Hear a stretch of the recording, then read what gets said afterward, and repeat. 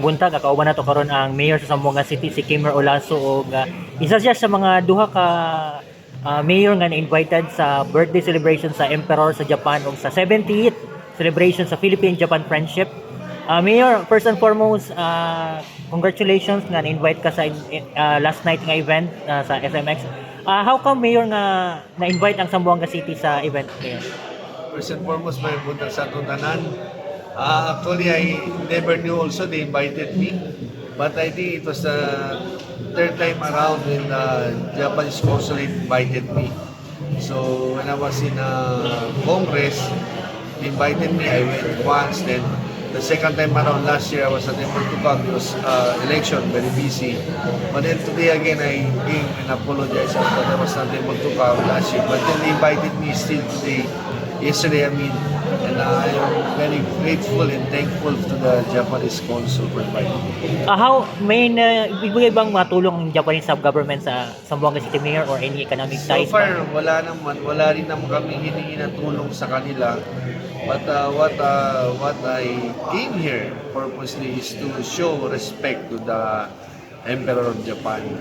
So, yun kaya nandito po ako, sabi ko, I have to give the full support, respect, everything that is coming from Zamboanga City, represented by me. So, sabi ko, I have to give good gesture, being a city mayor. Alam mo, mahirap masyadong mag-mayor. Not unlike in Congress, medyo comfortable. Kasi even in Senate, comfortable ka. But being a mayor is really different, especially handling a very highly urbanized Yeah, city. highly organized. So yun ang difference in between the two. And like sa Zamboanga City, hindi lang kami dalawang culture meron kami iba, mga 6 na tribo nandun sa amin. So you're handling everything of those.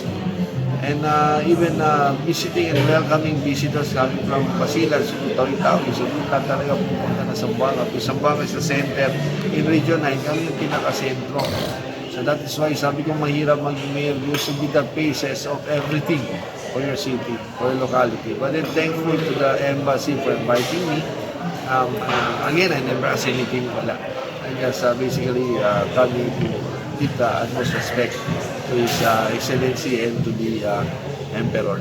Since you're already in Davao Mayor, you are one of the few remaining allies ni Vice President Sara Duterte. Any comment po na she finally declared that she'll be going for the presidency in 2028 po? Well, congratulations to her. I'm very proud of her. No, at least she came out very early, and in some time, I think there's nothing wrong if the Vice President had declared earlier that she's running for presidency. Wala nang problema. Anybody can declare as early as now.